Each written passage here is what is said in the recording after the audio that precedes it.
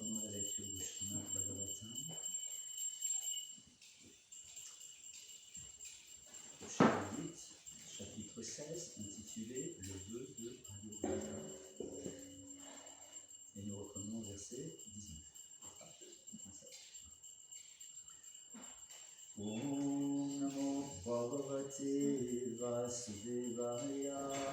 Om Namo Bhagavate Vasudevaya. Om Namo Bhagavate Vasudevaya. Om Namo Bhagavate Vasudevaya. Om Namo Bhagavate Vasudevaya. Om Namo Bhagavate Vasudevaya. Narayana Namaskrityam Naram Chaiva Narottamam Devim Saraswati Vyasam Tato Jayam Udiraye Prayeshu Padrishu Nityam Bhagavata Sevaya Bhagavati Uttama Shloke Bhagavati Naishtike Kva Deha Bhotika Anatma Cha Atma Prakrite Para Kasya Ke Pati Putra Adya Moha Eva Karanam Vadeo Bhotiko Natma Vachatma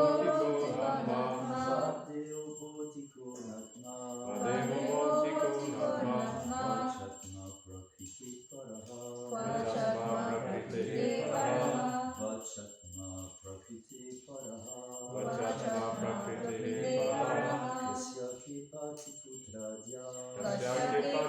Paraha Kasya Kipati Putradya Moha Eva Ikaranam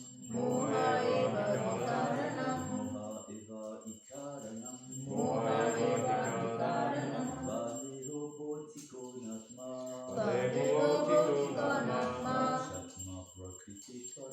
Vachatma Prakriti Paraha Kasya Kipati Putradya Moha Eva Ikaranam Vadeo Bhotiko Natma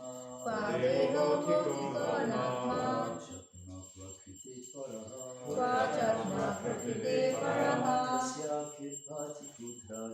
Kasya Kipati Putradya Moha Eva Ikaranam Vadeo Bhotiko Natma Vachatma Prakriti Paraha Kasya Kipati Putradya Eva Ikaranam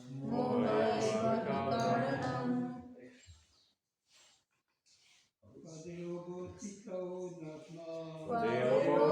Natma Vachatma Prakriti Paraha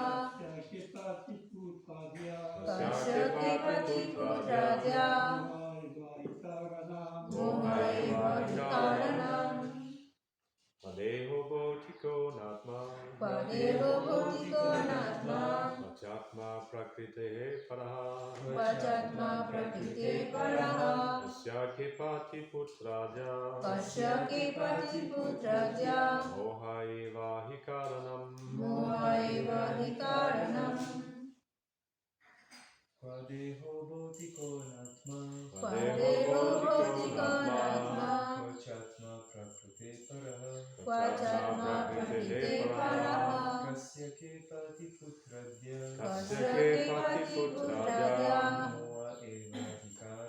Moha Eva Ikaranam Vadeo Bhotiko Natma Vachatma Prakriti Paraha Kasya Kipati putradya Tasyaki patiputraja mohaye bodhikaranam mohayevanikaranam Yadevo Bhotiko Natma Vadevo Bhotiko Natma Pachatma Prakrite Para Pachatma Prakrite Para Kasyaki Pati Putradya Kasyaki patiputraja mohayevanikaranam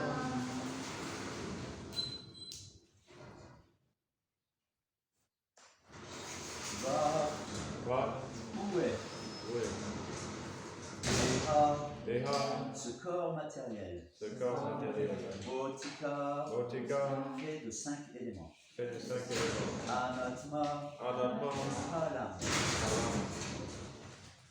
Tva, Tva où est Ue Cha, Cha aussi. Aussi Atma, Atma Nam, Prakriti, Prakrite au monde matériel. Au monde matériel Para, Para transcendantal. Transcendantal Kasya, Kasya de qui De qui Ke, Qui est qui est Qui est Pati, Pati Marie. Marie Putra Adya, Putra Adya mon fils, et ainsi de suite. Moha, Moha illusion. Illusion Eva, Eva en vérité. En vérité I, certainement. Certainement Karanam, Karanam la cause. La cause Traduction est tenue rapportée par Salim Vaz, c'est l'activé dans sa solution. Kashyapa Muni poursuivit. Qu'est-ce que le corps matériel fait de 5 éléments? Il est différent de l'âme. L'âme n'a rien à voir avec les éléments matériels qui composent le corps. Cependant, à cause de l'attachement au corps, l'être vivant est considéré comme un époux ou un fils. Ces liens illusoires proviennent d'une mauvaise compréhension. L'âme, Atma ou Jiva, est assurément différente du corps qui représente une combinaison de 5 éléments matériels. Ce fait, pourtant simple, ne peut être compris à moins qu'on ne soit éduqué spirituellement. Kashyapa Muni rencontra sa femme, Aditi, sur les planètes zéléniques, mais le même malentendu règne de par l'univers entier, y compris sur Terre. Il existe différentes catégories d'êtres vivants, mais tous vivent plus ou moins selon une conception corporelle de l'existence. En d'autres termes, tous les êtres vivants du monde matériel sont plus ou moins dénués d'éducation spirituelle. La civilisation védique, cependant, se fonde sur une éducation spirituelle et celle-ci est à la base de la Bhagavad Gita enseignée à Arjuna. Au début de la Bhagavad Gita, Krishna apprend à Arjuna à comprendre que l'âme spirituelle est différente du corps. Dehi nosmin yata dehi kumaram yogaram jara tatra de antara praptir viras tatra namuyati.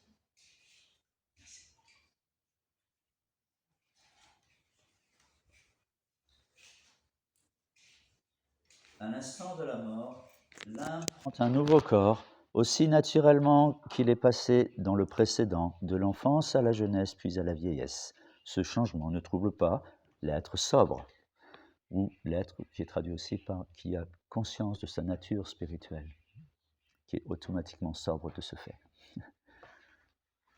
Malheureusement, cette éducation spirituelle se trouve complètement absente de la civilisation moderne.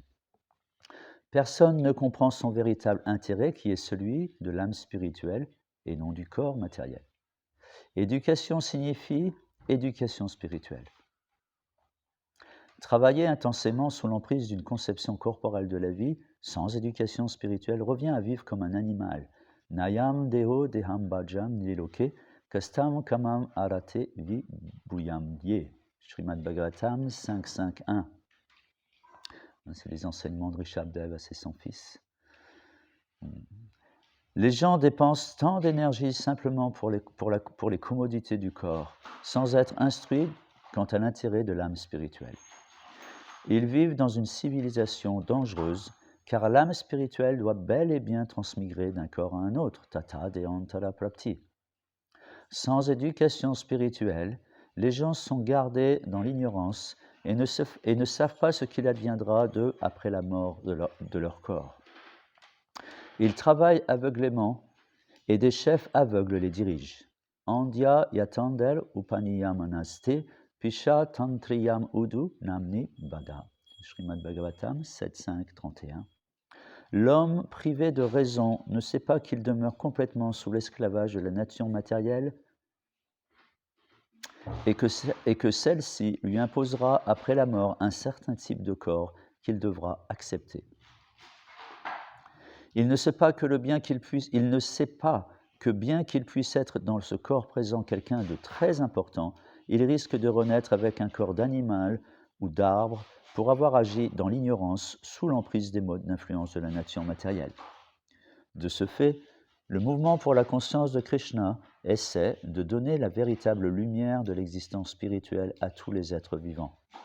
Ce mouvement n'est pas très difficile à comprendre et les gens doivent en tirer parti, car il les sauvera des risques qu'ils courent en menant une vie d'irresponsabilité. C'est un mot fort. Je vais lire la traduction à nouveau. Kashyapa Muni poursuivit. Qu'est-ce que le corps matériel? Fait de 5 éléments. Il est différent de l'âme. L'âme n'a rien à voir avec les éléments matériels qui composent le corps. Cependant, à cause de l'attachement au corps, l'être vivant est considéré comme un époux ou un fils. Ces liens illusoires proviennent d'une mauvaise compréhension. Om Ganatimirandasya Gananjana Sarakaya Chaturun Meritam Jena Tashme Shri Gurave Namaha Sri Chaitanya Manobishtam Shtapitam Jena Bhutare Swayam Rupa Kadamayam Dadati Swapadantikam Vandeham Sri Guru Sri Juta Parakamalam Shri Guru Vaishnavam Shri Rupam Sagrajatam Sahagana Ragunatam Vitam Tam Sajivam Sadvaitam Savadutam Parijana Saitam Krishna Chaitanya Devam Shri Radha Krishna Padam Sahagana Lalita Shri Vishakam Vitamsha E Krishna Karuna Sindhu Dinabandhu Jagatpate Gopisha Gopika Kanta Radha Kanta Namostute Tapta Kansha Nagorange Radhe Brindavaneshwari Vrishabhanu Sute Devi Pranamami Hari Priye Vanchakarpa Tarubhyascha Kripa Sindhu Vyahevacha Patitanam Pavanebhyo Vaishnavibhyo Namo Namaha Jaya Sri Krishna Chaitanya Prabhu Nityananda Shri Advaita Gadadhar Srivasadi Gaura Bhaktavrinda Hare Krishna Krishna Krishna Hare Hare Hare Rama Rama Rama Hare Hare. Bienvenue à toutes et à tous pour cette lecture du Srimad Bhagavatam. On va essayer de voir ce qu'il faut, ensemble, ce qui est important de comprendre dans cette teneur et portée particulièrement de ce verset. Et 3 points sont intéressants. Enfin, j'ai noté trois éléments qui seraient intéressants d'approfondir. Et le premier élément, et qui est répété plusieurs fois dans ce teneur et portée, c'est éducation spirituelle. Juste on resitue un peu le contexte. Kashyapa Muni, un grand sage qui est parti méditer pendant un certain temps, revient chez lui et voit par différents signes que sa femme, pas tout à fait sa mère, sa femme est affectée par une situation et en comprend, étant donné que c'est un sage et qu'il revient d'une session de méditation qui est probablement due. Oui, allez-y, rapprochez-vous, vous en sentirez moins sale. Et donc, revient après, voilà, il est lui en forme spirituellement, parce qu'il a mis elle a mis le paquet pendant quelque temps, et constate chez lui que c'est triste, c'est morose, hein, sa femme est maussade. Et comme il est éclairé spirituellement, on voit ce terme lumineux, hein, il est éclairé. Là, on pourra revenir dessus, il est cité, ce mot est cité dans le teneur et portée, une existence lumineuse. Que ce mouvement, entre autres, vient donner la lumière dans l'existence. Donc il voit que c'est un peu sombre chez lui, il ne va pas allumer la lumière, il va juste essayer de comprendre pourquoi, et pour ce faire, il fait un espèce d'inventaire de ce qui a pu se produire durant son absence. Je vous passe les détails, tous les versets, il y a eu beaucoup de versets qui ont expliqué un certain nombre de choses, mais maintenant on rentre, Kashyapa Muni a constaté la situation et constate que son épouse, bon gré, mal gré, a repris une conscience qui est affectée par la conception corporelle de l'existence. Et de ce fait, elle s'attriste de la séparation de ses enfants, de ses fils. Hein, elle est la mère des Devas. Et dans cette séparation, ce qu'on peut comprendre, c'est une maman. Donc, elle aime ses enfants et elle en est séparée et est affectée par ça. Donc, Kashyapa Muni, maintenant, là où on en est maintenant, enseigne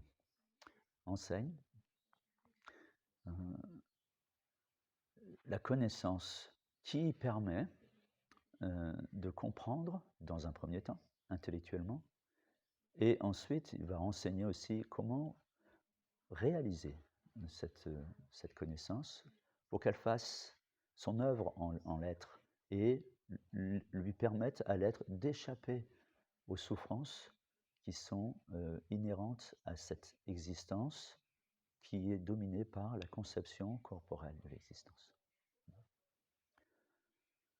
Donc, dans cette teneur et portée, Srila Prabhupada parle d'éducation spirituelle. Il y a deux aspects à l'éducation. Il y a la théorie et puis il y a la pratique.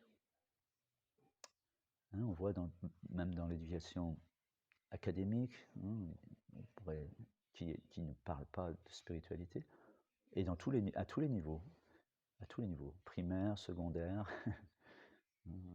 des études supérieures, et même dans l'apprentissage d'un métier, d'une langue, de toute chose, que ce soit la forge ou les microprocesseurs. On passe par deux aspects, théorie, pratique. Si un chirurgien débarque dans la salle d'opération, il a juste lu les livres et connaît le sujet. Il connaît très bien le sujet. Mais il n'a pas de pratique, c'est dangereux. Parce qu'il y a un décalage. Il peut y avoir un décalage dans la réalisation de la chose, entre la pratique et entre la théorie et la pratique. Donc lorsqu'on enseigne, par exemple, l'alphabet aux enfants, d'abord on leur apprend la forme des lettres, le son des lettres. Ensuite, avec deux lettres, on peut faire un autre son, et ainsi de suite. Mais simultanément, presque, par alternance, on va entraîner l'enfant à pratiquer aussi. Dans la vie spirituelle, je ne sais pas si vous avez compris le point, on passe les détails. Dans la vie spirituelle, il y a deux aspects aussi. Il y a la théorie, c'est un peu ce que l'on est en train de faire. À travers l'étude des Écritures, on acquiert une certaine connaissance. Cette connaissance, dans ce qui nous concerne aujourd'hui, c'est on n'est pas ce corps. C'est simple à comprendre, n'est-ce pas? Au moins en théorie. Et on peut argumenter, enfin, je dirais, il y a un argumentaire sur ça, il y a des éléments qui permettent plus ou moins d'expliquer qu'on n'est pas ce corps.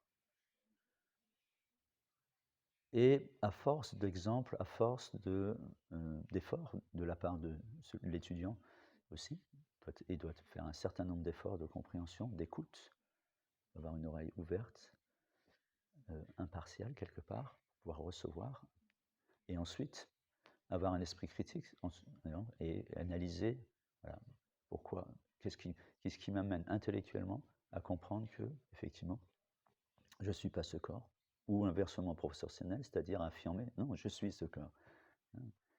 Donc il y a un certain nombre d'éléments intellectuels, de notions apportées par les sages qui essaient de donner cette notion, de transmettre cette notion. On a ce verset qui est cité ici, Dehi nosmin yatadehe komanam yovanam jala. On voit Krishna dans la Bhagavad Gita, première chose qu'il fait, c'est il explique cette notion à Arjuna. Et il l'explique en donnant, voilà, petit exemple. Il ne va pas s'attarder sur le sujet, parce que Arjuna, ça va juste le rafraîchir, mais il est déjà un peu conscient de cette notion. Il ne va pas passer très longtemps dessus, bien que quand même, il va passer du temps sur la nature de l'âme, qu'est-ce que l'âme, d'où c'est son origine, comment elle est conditionnée par le corps. Il ne passait pas beaucoup de temps à expliquer quand même ces choses-là, parce qu'il a deux fonctions dans ce cas-là, à Krishna. Arjuna est un prétexte. L'idée, c'est de transmettre cette connaissance au plus grand nombre. Krishna, c'est son plan. Il sait que la Bhagavad Gita va être compilée, mise par écrit, et qu'ensuite elle va se diffuser. Et pourquoi elle va se diffuser? Parce qu'il y a un enseignement qui permet justement de moins, voire pas, souffrir en ce monde. Est-ce que c'est possible? Bien que, par défaut, ce monde est souffrance. Par défaut, on souffre. Et on fait des arrangements pour ne pas souffrir. On cuisine, on va faire les courses d'abord. D'abord, on gagne des sous. Ensuite, on fait les courses.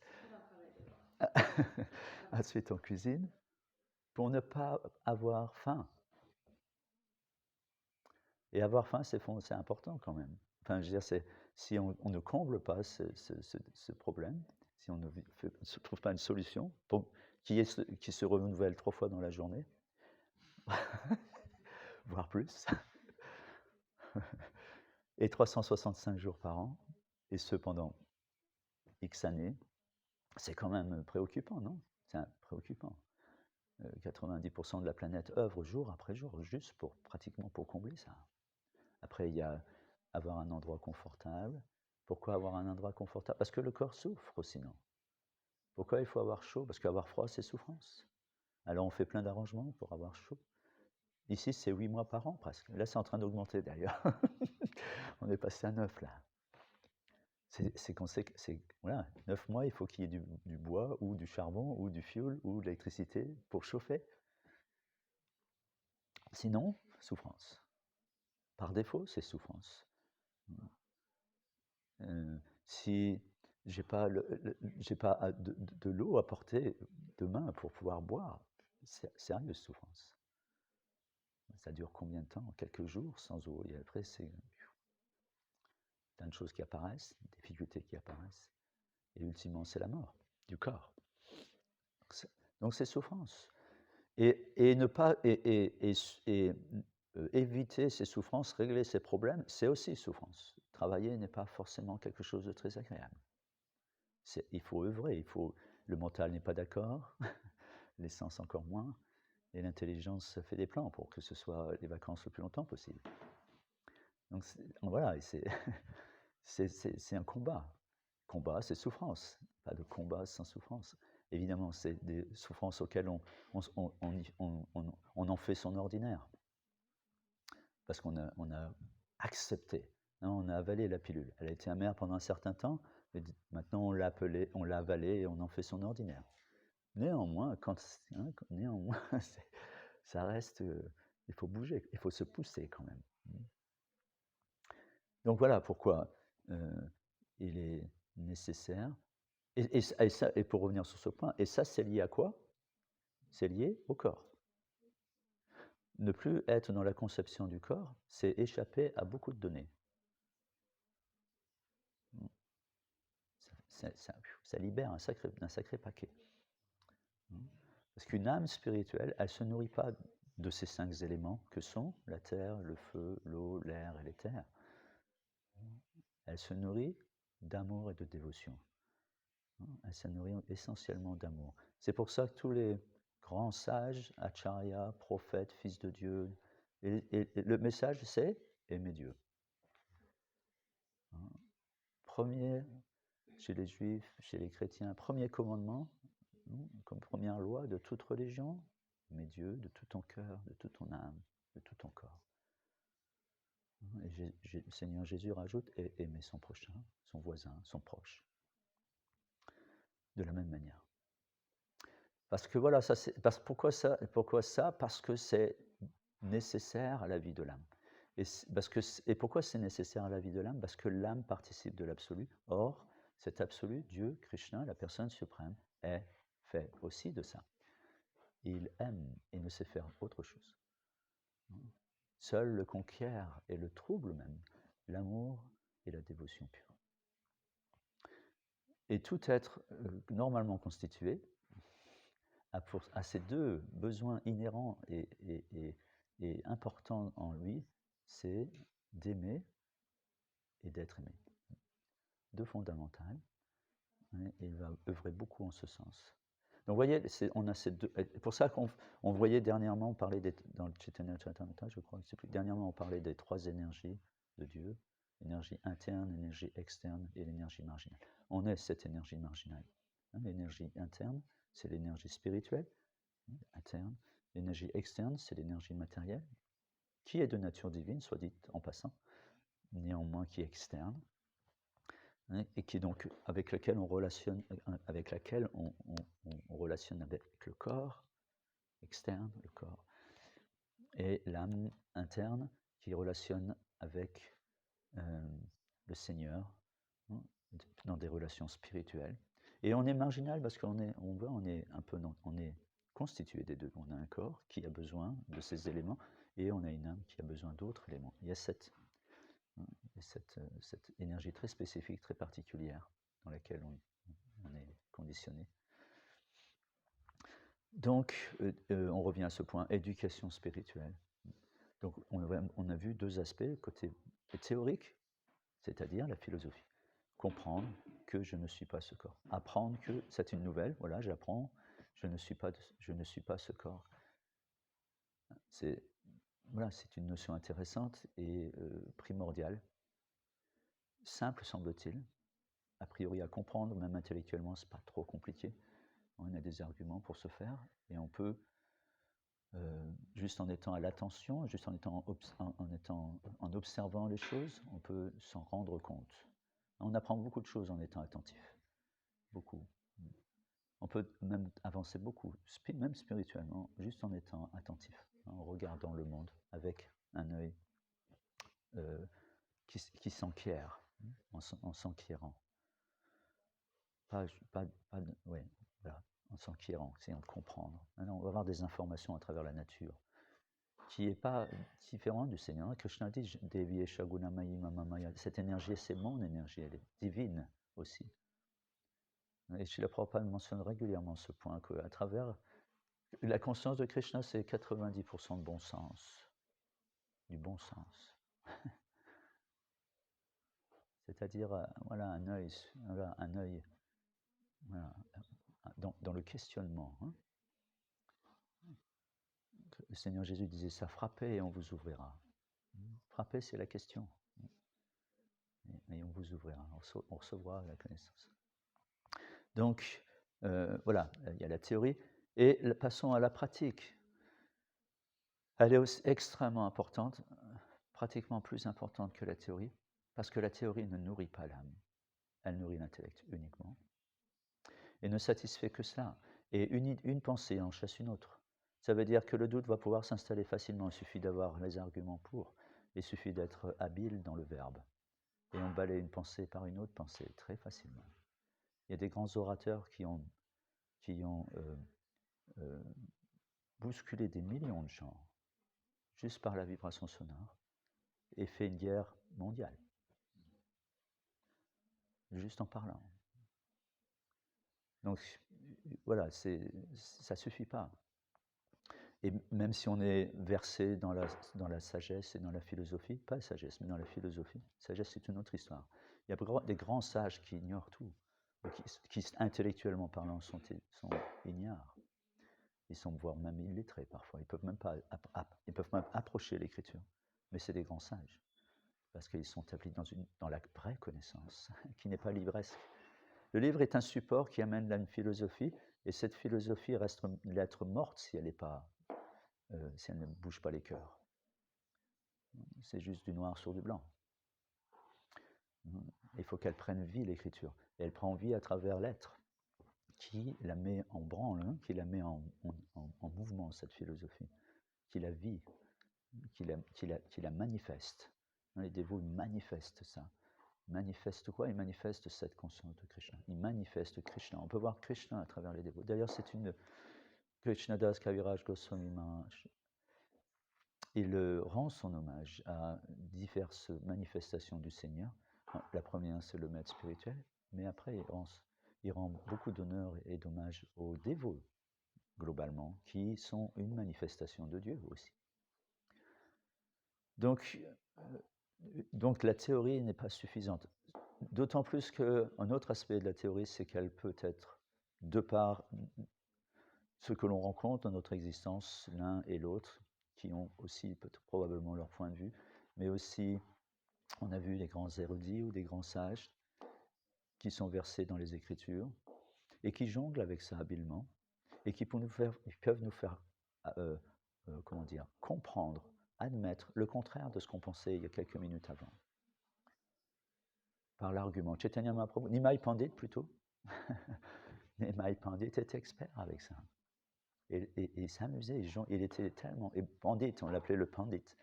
Évidemment, c'était un Pandit particulier, dans la mesure où il était Krishna, Dieu la personne suprême, sous cette forme, Mai.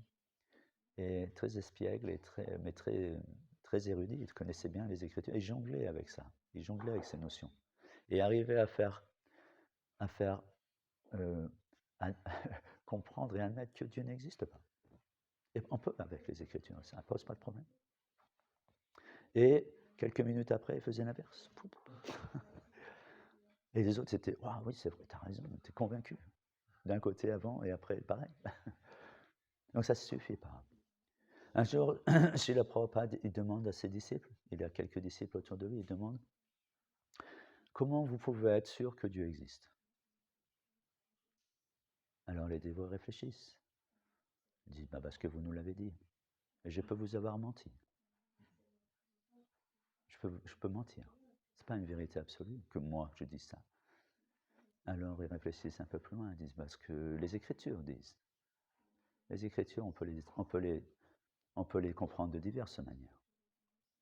La Bhagavad Gita est traduite par des dizaines de gens, et des dizaines de gens, et Krishna disparaît complètement parfois. Ça devient un texte allégorique qui explique que en fait, le char c'est le corps, et puis Krishna c'est ceci, et Arjuna c'est autre chose, et qu'en fait le but c'est... Et voilà, et ainsi de suite. Voilà. Alors, brave dévot, comment être sûr que Krishna, Dieu, la personne suprême, existe? Si les Écritures, c'est pas absolu, et que c'est pas absolu dans ce sens qu'elles peuvent être manipulées, parce qu'on a pu le voir, que celui qui les présente, il peut être aussi, voilà, pas sûr. Comment être sûr que Dieu existe? Vous avez une petite idée? Quand on chante, on sent dans le cœur. Oui, mais tu es peut-être sous l'illusion, tu es peut-être sous l'effet de tel ou tel intoxicant, ou de tel... C'est tes convictions. Voilà, toi tu es comme ça, mais bon, moi je ne sais pas. Par la pratique, le Krishna il se manifeste en fait. On peut avoir réalisation. On est conscient dans le sens, on a une conscience. Pas tous les jours, mais pas tous les temps. Pas tous les jours. C'est un bon point dans un sens, mais ce n'est pas absolu. Mais c'est un bon point. On n'est pas loin du point. On n'est pas loin du point. Pourquoi moi je crois en Fatima? Parce que vous voyez. Exactement. Parce que je l'ai rencontré. Comment je peux avoir un doute? Croire, ça ne suffit pas. Croire, c'est stupide. Ça ne sert à rien. Et on peut remettre ça en question très facilement. Je crois. Presque ça laisse sous-entendre qu'il y a un doute. Je crois. Peut-être, ça laisse sous-entendre peut-être que. Il faut arrêter de croire en Dieu. Vraiment, le plus vite possible. Et il faut le rencontrer. Et là, vous n'allez plus croire en Dieu, vous vivrez avec lui. C'est très différent. On aurait pu me parler de Fatima pendant très longtemps. Et j'aurais cru en Fatima. Mais ça ne suffit pas. Maintenant, j'y crois plus, mais je l'ai rencontré, c'est une autre histoire. Bien plus intéressante d'ailleurs. Parce que croire, on se fait des idées de la personne. Sa taille, sa forme, chacun a son image de Dieu. Chacun a sa définition. On peut voir à travers les peintures. Chaque peinture, certes, il y a des éléments constants parce qu'il y a des informations dans l'écriture qui disent il a une plume de pan, il joue de la flûte, il est de teinte. C'est pareil, au niveau de sa teinte, on voit toutes sortes de bleus qui apparaissent dans les peintures. Alors c'est lequel le vrai? C'est lequel le bon dans les peintures, hein? C'est lequel?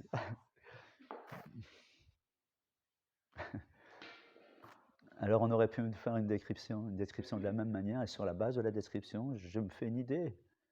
Et puis alors on me dit maintenant, il faut que tu ailles chercher Fatima à la gare, sur la base de ce que je t'ai décrit. Mais j'aurais presque peur de rater Fatima, parce que c'est trop.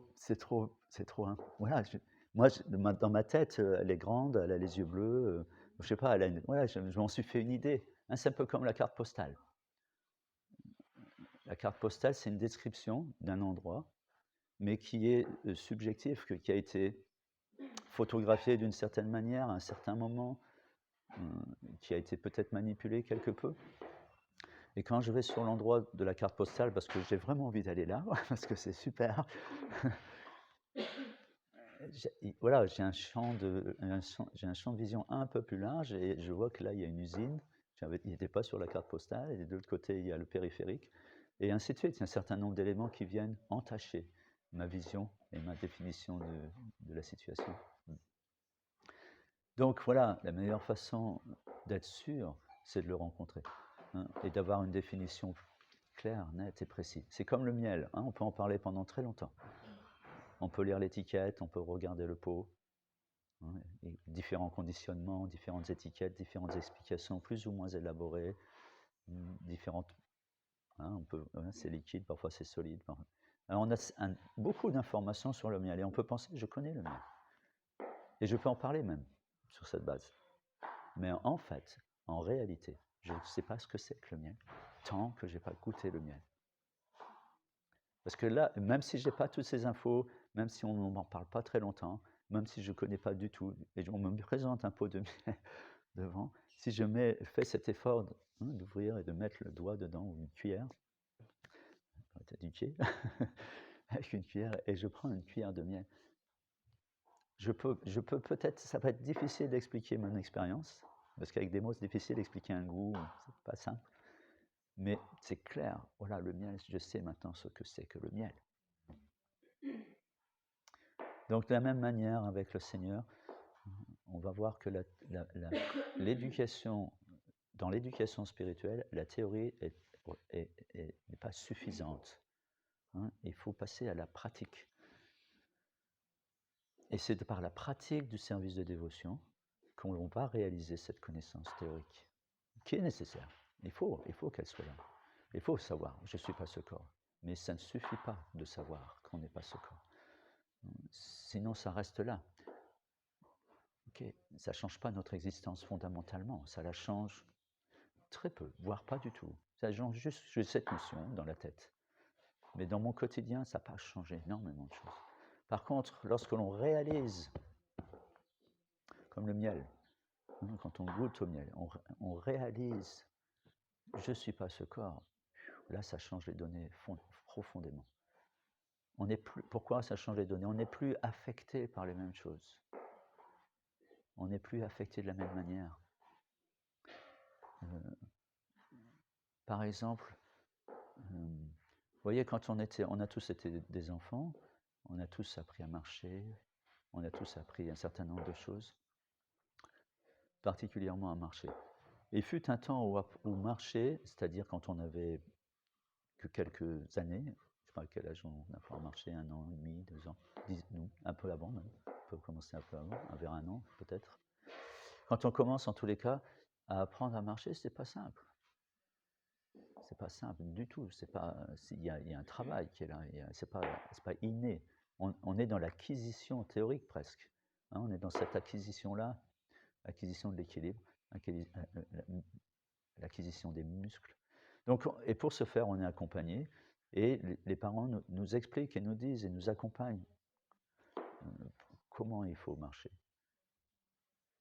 Et ensuite, par leur aide, par leur soutien, c'est un peu, on va comparer ça à la philosophie, par leur soutien, par cette étude, soutenue par des gens qui connaissent, ils savent, qui marchent déjà, eux, qui ont acquis ça, par ce soutien, graduellement, je vais trouver ça, je vais trouver ce point d'équilibre, et mes muscles vont être suffisamment forts pour me soutenir, et il va arriver un moment où je vais marcher, certes encore avec beaucoup d'attention et beaucoup de prudence, mais graduellement, le temps faisant, l'exercice faisant surtout, ce n'est pas le temps qui change les choses, c'est l'exercice dans le temps. Le temps, on peut rester assis pendant des milliers de vies sans qu'on progresse. Pas le temps qui va nous faire progresser, c'est l'effort dans le temps qui nous fait progresser. Et graduellement, on acquiert cette notion d'équilibre et de marche. Et au point tel qu'après, on se met aussi à courir, parce qu'on voit qu'on peut marcher plus vite en allant en courant, et ainsi de suite. Et ce qu'il faut comprendre, ce que vous avez sûrement compris, mais parfois on ne le réalise pas, c'est que c'est plus devenu un effort, ça se fait en tâche de fond. Hein, c'est pas dès qu'on fait des mouvements avec mes mains, ou dès que je me lève et que je me mets à marcher, je ne suis pas en train de réfléchir comment il va falloir que je fasse, et ainsi de suite. Il y a une partie en moi qui fait ce travail en tâche de fond dans mon cerveau. Ça, on peut comparer ça à la réalisation spirituelle. La réalisation spirituelle, ça devient intégré. C'est une partie de moi. C'est comme l'instrument de musique. Un instrument de musique, d'abord, on l'étudie et au départ, c'est très postère. Les premiers pas avec un instrument, bien qu'on soit très désireux, parce qu'on aime la musique et on voudrait apprendre un instrument, on a fait le choix d'un instrument et il y a un apprentissage qui est là. Et pendant un certain temps, ça va être laborieux. Et quelques résultats vont venir nous enthousiasmer et nous permettre de continuer à faire des efforts parce qu'on a fait quelques petites gammes, quelques morceaux déjà plaisants par nous-mêmes. Mais c'est très laborieux, il y a beaucoup d'efforts. Mais il arrivera un moment, à effort après effort, et en côtoyant des personnes qui nous encouragent et nous enthousiasment et nous soutiennent dans nos efforts, il va arriver un moment où l'instrument il va être intégré. On n'a plus besoin d'un clavier, on ne regardera plus le clavier. On sait exactement où se trouve le mineur, le majeur, le do, le la, le sol, comment faire les accords même, sans regarder, les yeux fermés en passant à autre chose. Déjà, on est déjà dans autre chose, c'est-à-dire dans l'imaginaire par exemple, ou dans une quête particulière, et on parle avec l'instrument. Il est devenu une partie intégrante, on a réalisé l'instrument. L'instrument est une expansion de nos mains, ou une expansion de nos idées, de notre mental. Voilà, c'est ça la réalisation spirituelle. C'est plus juste une théorie, je ne suis pas ce corps. On intègre la notion, et de ce fait, notre existence change profondément. En termes de souffrance, en termes de conscience, de conscience des choses. Et c'est une fondamentale dans l'évolution spirituelle, parce que le corps est un énorme frein. Énorme frein. Alors évidemment, on ne s'en débarrasse pas comme ça. Cette conception corporelle, on la traîne depuis plusieurs vies, depuis des vies et des vies. Et bien écrit Srila Prabhupada décrit bien ce point comme quelque chose qui est extrêmement présent partout dans la création.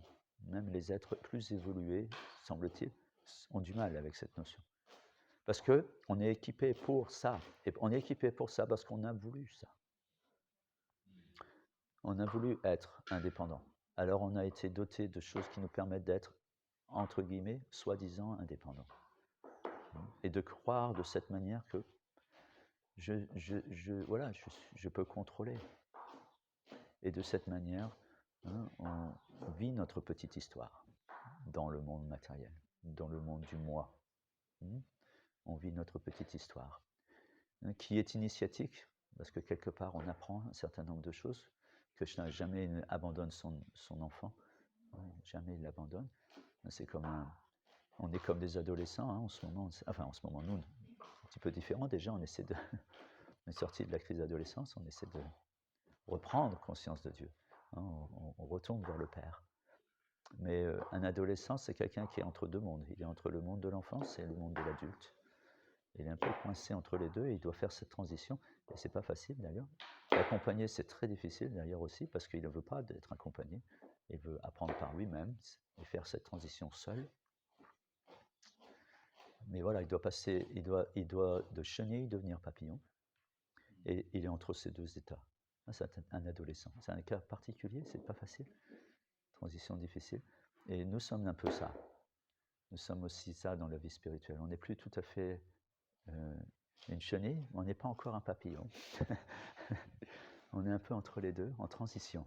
C'est pour ça que c'est graduel. On est dans un processus graduel de purification qui va nous amener à devenir conscient de Dieu, c'est-à-dire à vivre dans la vie éternelle, à être dans cette conscience divine et à être dans le monde spirituel de ce fait, bien que encore incarné. On peut être encore incarné, on peut être encore conditionné incarné, l'âme peut être encore incarnée, mais libéré en même temps, parce que déjà dans la conscience de Krishna, qui n'est pas différente du monde spirituel.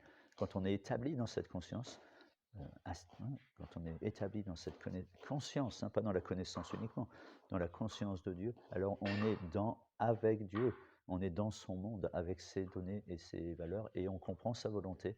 Et un dévot qui est établi comme ça dans la conscience de Krishna, il vit la volonté de Dieu. Il est en yoga, ce qu'on appelle yoga, en union avec l'absolu. C'est ça que veut dire yoga. Yoga, union avec l'absolu. Communion avec l'absolu. Au niveau des volontés. Le Seigneur Jésus enseignait ça, il disait que ta volonté soit faite sur la terre comme elle est faite au ciel. Ça veut dire ça, c'est des mots simples, mais c'est une grande profondeur. Très fort, c'est très fort. Et la réalisation spirituelle, justement, permet de comprendre en profondeur ces choses simples. On découvre que derrière cette simplicité, il y a un monde profond, plein d'émotions et d'humeur.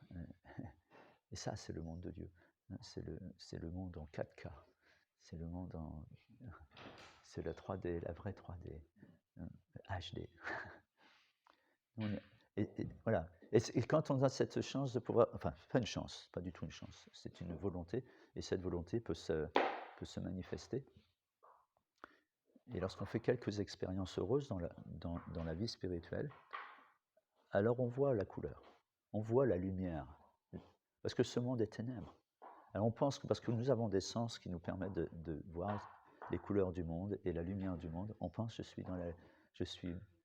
mais en fait, spirituellement, ce monde est dark, il est sombre. On parle d'un monde, particulièrement dans cet âge ténébreux, c'est sombre. Il n'y a pas de lumière spirituelle, à part les dévots qui le manifestent plus ou moins. Sinon, c'est l'ignorance. L'ignorance, c'est ne pas savoir. Ne pas savoir, c'est être dans l'illusion. Et dans l'illusion, on pense qu'une chose est une autre chose. On prend une chose pour une autre. On peut voir une corde et penser que c'est un serpent. Mais non, ce n'est pas un serpent, c'est une corde. Et ce n'est pas parce que c'est une corde que le serpent n'existe pas. Mais là, c'est une corde.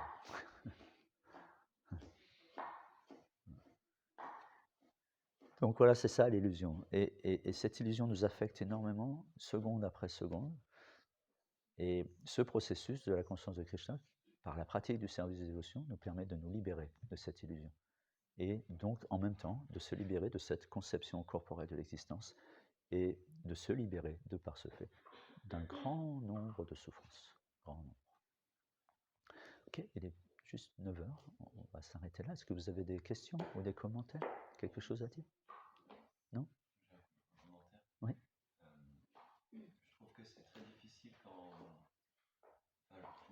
question, là, tu as répondu. Donc, comment sortir de l'illusion, c'est par la pratique de la dévotion. Et en fait, l'autre question que je me posais, c'est quand des fois j'ai envie de, quand je parle avec des amis, d'essayer de leur faire comprendre ce que je vis, d'essayer de leur apporter une petite chose. L'illusion, elle est tellement forte, j'arrive pas à leur expliquer en fait.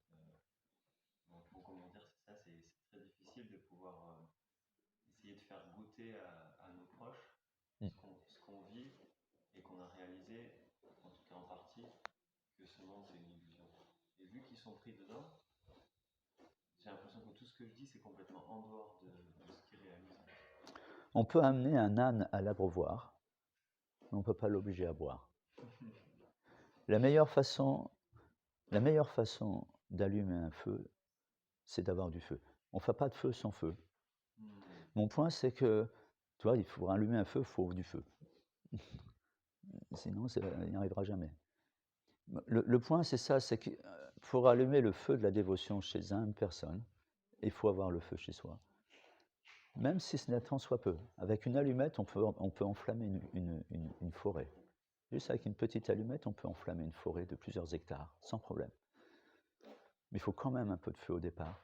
On ne peut pas donner ce que l'on n'a pas. Alors, on essaye avec de la théorie, mais ça ne va pas suffire parce qu'eux aussi, ils ont de la théorie.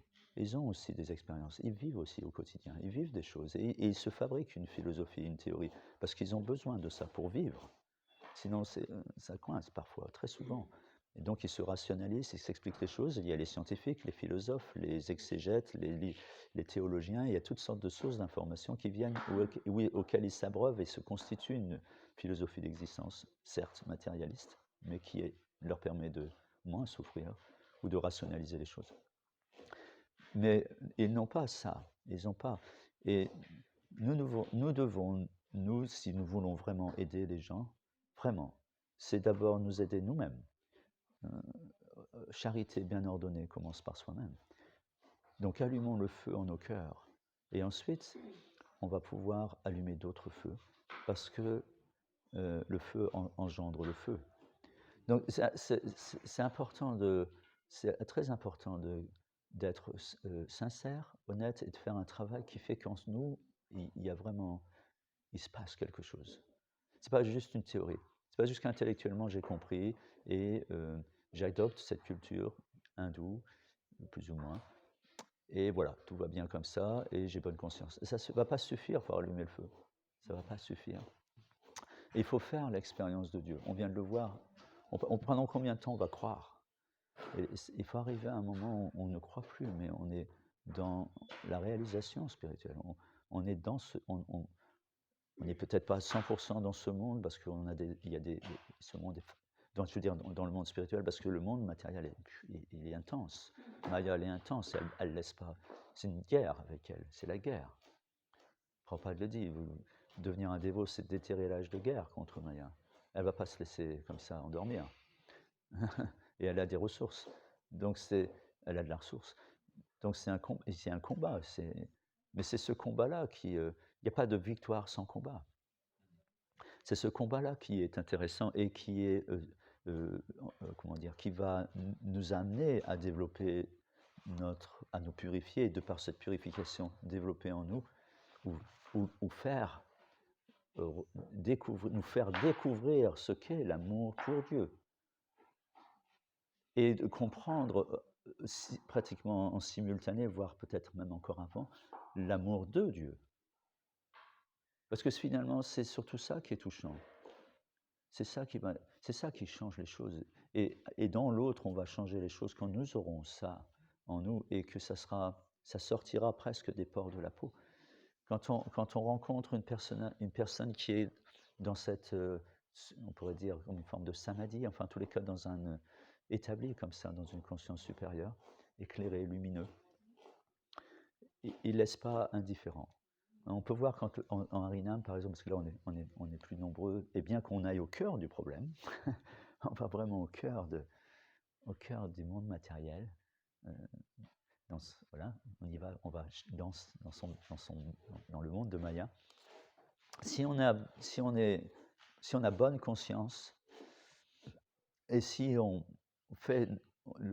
accomplit le yagya, le sacrifice pour cette tâche, si on le fait correctement dans la bonne conscience, en réalisant ce que l'on est en train de faire, en comprenant ce que l'on fait, les tenants et les aboutissants de ce qu'on fait, et que l'on fait avec enthousiasme, parce que goûtant nous-mêmes à cette conscience de Krishna, les gens, ça va leur bouger leurs données, ça va bouger les données, et ça va même toucher leur cœur. Ça va les toucher. Et ils vont se demander, mais qu'est-ce qu'ils ont, ces gens, habillés comme des clowns, à chanter, ils répètent comme ça inlassablement la même chose. Et je vois que ces gens sont vraiment heureux. Ils ne sont pas juste en train de des comiques. C'est pas des comiques. Ils font pas un numéro d'humour là. Je vois, ils sont heureux. Moi, si j'étais dans leur situation, je serais pas heureux parce que je serais inquiet par le regard de l'autre. Mon ego serait titillé par le regard de l'autre et je serais dérangé par ça et donc pas heureux et en paix. Mais eux, ils le sont. Qu'est-ce qu'ils ont que moi je n'ai pas qui fait cette différence? Mais ça, voilà, ça commence comme ça. Ça, c'est une façon de réagir. Mais il y a aussi le fait de ressentir. Le cœur ressent la vibration et fait écho avec ça. Parce que le cœur, lui, il est certes recouvert, mais le fond est bon. Le fond est très bon. D'où cet enseignement du Seigneur Jésus. Et voilà, et nous enseignons, enfin, les Écritures nous enseignent et les acharyas enseignent que le pratique du service dévotion, c'est le but, mais c'est aussi le moyen. Et regardons cette sentence du Seigneur Jésus. Il dit, la première loi de toute religion, c'est aimer Dieu, de tout son cœur, de tout. C'est le but. Et d'aimer son prochain, c'est le but, mais c'est aussi le moyen. C'est le moyen parce qu'on va toucher de cette manière. On va toucher et éveiller les consciences. Voilà. On veut mettre le feu, c'est une excellente idée. Il faut brûler les samsaras, le karma, guna, il faut tout brûler ce monde. Ce monde matériel, c'est de toute façon temporaire. Enfin, vous voyez ce que je veux dire, c'est une image. Il faut brûler tout ça et faire apparaître des pures consciences, faire apparaître ces âmes et aimer ces âmes. Parce qu'elles sont faites pour ça, par ça, et n'ont d'autres raisons de vivre que d'aimer Dieu.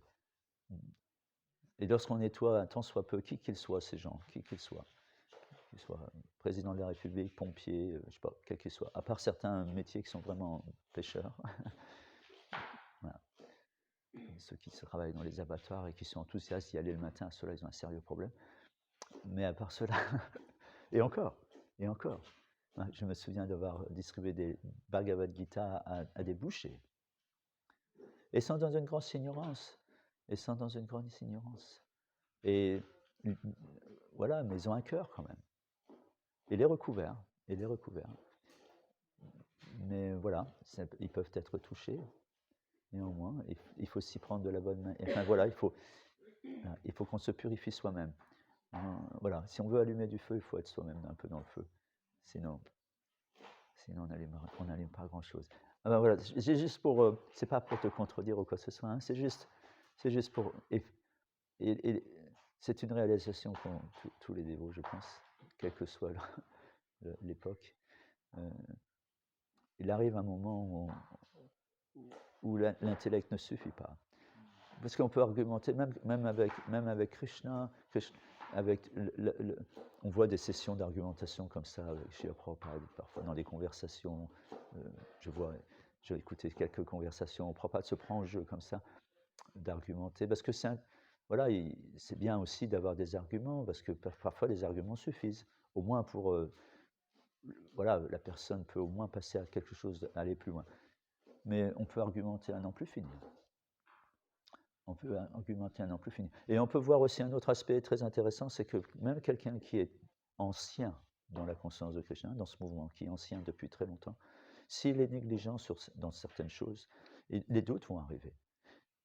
il a pourtant toujours la philosophie. Il a de la philosophie. Il l'a toujours. C'est pas parce qu'il a des difficultés spirituelles qu'il a pas oublié la philosophie. Il a toujours les arguments. Mais le doute vient néanmoins. Et il va argumenter avec le doute. Et il va nourrir le doute par ses arguments. Parce que mentalement, il va fabriquer la controverse. Il va la fabriquer. Et en fait, il est en circuit fermé. Et il est en circuit fermé, il est en train de détruire sa foi. Savoir beaucoup, c'est bien quand on est fort spirituellement. Si on est faible spirituellement, c'est mieux de pas trop en savoir. Il y a beaucoup de... moi, je connais un certain nombre de sages, quelques-uns, vous savez, certains, comment on les appelle, certains mystiques chrétiens. En l'occurrence, je sais pas, vous connaissez Saint François d'Assise? Un petit peu de nom, François d'Assise. Il a eu beaucoup de disciples. Au départ, ce n'était pas son idée du tout. Je ne veux pas vous raconter son histoire. Ce sera peut-être l'objet d'une autre rencontre. Mais c'était dans sa doctrine, dans son enseignement, puisqu'il s'est retrouvé avec beaucoup de disciples, dans son enseignement, il conseillait ne soyez pas trop savants dans l'écriture. Et c'était par bienveillance. Il aimait ses frères et c'était un grand dévot de Dieu, grand dévot de Krishna. Et il aimait Dieu de tout son cœur et de toute son âme, de tout son corps. Et il a donné sa vie. Et donc il était bien situé et il disait ça. Et je donnerais ce même conseil. Sauf si on est capable de gérer la philosophie. Mais de savoir beaucoup de choses, parfois, après on est perdu dans toutes ces notions. Parce que l'écriture, ou alors il faut être très accompagné. Sauf sinon, on va avoir des contradictions parfois, alors qu'il n'y a aucune contradiction. Mais nous allons voir des contradictions. Pourquoi on voit des contradictions? Parce que nous, on est dans le bien et le mal. On est encore dans ça. On ne peut pas s'empêcher, à un stade novice, on se demande encore, est-ce que Dieu est vraiment bon? J'ai des doutes parfois. Parce que nous sommes dans cette notion de bien et de mal. Mais quand on a une connaissance réalisée, plus avancée, une connaissance plus profonde de Dieu, alors on va voir que Dieu, il est amour. Et il ne peut pas ne pas aimer. Et il est bon de ce fait. Même quand il châtie. Il châtie avec bienveillance. Il ne peut pas faire mal. Il ne peut pas faire mal. C'est pas qu'il ne peut pas dans le sens où il est privé de ça, c'est pas ça. Il ne peut pas parce qu'il aime. Il aime vraiment. Déjà, nous aimons, nous. N'est-ce pas? On a déjà de l'amour en nous. Qui nous sommes? Insignifiants. Regardez bien, vous êtes insignifiants. Nous sommes tous insignifiants. À l'échelle du coin, ici, et à l'échelle de la France, on est insignifiants. Si on recule encore plus à l'échelle de la planète, c'est ce que l'on est, un grain de sable. On est insignifiant. Eh bien, et au niveau de la création, c'est même plus insignifiant, on n'existe pratiquement pas. C'est tellement on est insignifiant, tellement on est petit. Dans cette petitesse, il y a beaucoup d'amour déjà. Que dire dans le cœur de Dieu? Le suprême, Param Brahman, suprême. Il est suprême, Allah Wabba, il est le grand. Krishna, Dieu, il est grand, Allah, il est grand, il est suprême, il est grand. Mais il n'est pas juste grand, il a aussi un grand cœur du coup. Il n'est pas juste grand parce qu'il fait des grandes choses. Et ça, c'est insignifiant, pratiquement. Enfin, ce n'est pas l'aspect le plus important de Dieu. L'aspect le plus important, c'est son cœur. Et il l'aime. Et il a un grand cœur. Il est très intense et puissant. Ok, on va s'arrêter là. Ah oui? Oui, il faut que tu fasses vite parce qu'il est 15 et après ils vont souffrir de la faim. J'ai une question à propos de l'éducation spirituelle.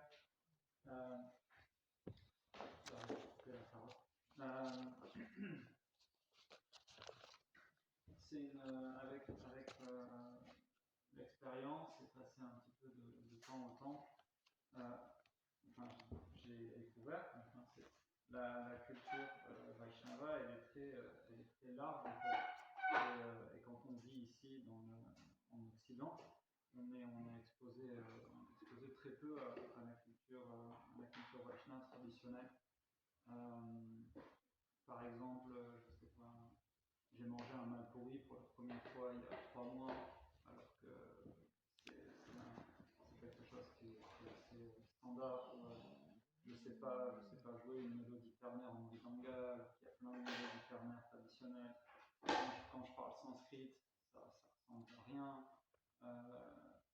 Du coup, je sais que la plupart du temps on dit c'est pas ça le plus important, mais à quel point est-ce qu'on peut faire les choses mal, puisque c'est ça, faire les choses mal ou très partiellement, sans et rester enthousiaste quant à ce qui est important. Parce que tu ne vas pas à l'essentiel, tu vas à ce qui est autour de l'essentiel. Par exemple, le corps, on vient de le voir, il y a 2 énergies en lui, il y a une énergie spirituelle, puis il y a l'énergie marginale, l'énergie matérielle qui nous conditionne. Le corps, il a ses exigences et ses besoins, et puis avec le corps, on peut faire un certain nombre de choses. Mais rien de ces choses ne va nourrir l'âme si l'âme n'est pas nourrie par elle-même, par différentes choses. C'est pas le corps, il va pas. Que le corps soit expert dans tel ou tel domaine, ça va pas satisfaire l'âme. De la même manière que qu'on acquiert la culture de l'Inde ou la culture védique même, qu'on acquiert les connaissances pratiques de tel ou tel instrument, ou la pratique du sanskrit, ou la pratique et même si on connaissait tous les Védas par cœur, et mettre dans l'écriture, aller jongler avec ça dans tous les sens, ça ne rend pas l'âme plus heureuse pour autant. Et ce n'est pas une élévation spirituelle pour autant. Ce qui élève la conscience, qui nous amène près de Dieu et qui nous élève notre conscience vers Dieu, c'est le service de dévotion, c'est-à-dire la pratique qui commence par Shravanam, Kirtanam, Vishnu Smaranam, enfin les 9 angas du service de dévotion. Et c'est la dévotion qui nous fait progresser. C'est pas les actes, mais c'est la conscience dans l'acte qui fait progresser. Alors que l'on sache jouer du mridanga par cœur, et on maîtrise ça parfaitement, mais que ce soit uniquement pour la gratification des sens, ou pour être reconnu, ou pour être dans l'expertise du jouer du mridanga, c'est vain si Krishna n'est pas au centre. Ça n'a pas de sens même. Parce qu'on peut ne rien savoir, comme par exemple il y avait ce brahmana dans le sud de l'Inde qui ne savait pas lire, mais dont le maître spirituel avait dit de lire la Bhagavad Gita sur le marché. A priori, il était hors sujet. Néanmoins, quand le Seigneur Chaitanya Mahaprabhu l'a vu, et il l'a rencontré, voilà, déjà, il a vu qu'il avait des larmes en parlant de ce qu'il parlait, sans savoir lire, sans être maître du sanskrit. Donc, Chaitanya Mahaprabhu a pu voir que lui, il était éclairé. Lui, il sait, lui, il a la connaissance, la vraie, parce qu'il aime Dieu et il a développé de l'amour pour lui, même s'il ne maîtrise pas le sanskrit. Et ça, c'est l'essentiel, parce que lorsque l'on est en paix, et parce que satisfait profondément, le reste, ça devient sans intérêt et insignifiant. Et d'ailleurs, on ne va pas mettre d'énergie en soi, parce qu'on est satisfait. Et pourquoi, enfin, je veux dire, comment on pourrait chercher quoi de plus à chercher que d'être satisfait? À quoi bon toute cette expertise si elle ne nourrit pas notre amour pour Dieu? Et inversement proportionnel. Je veux dire, si on a de l'amour pour Dieu, on va perdre de l'intérêt à toutes ces choses, parce qu'elles sont externes. Ils ne satisfont qu'une chose, le mental et l'ego, et sûrement pas l'âme.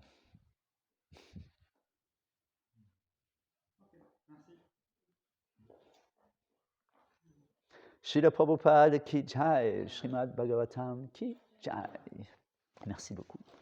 Hare Krishna.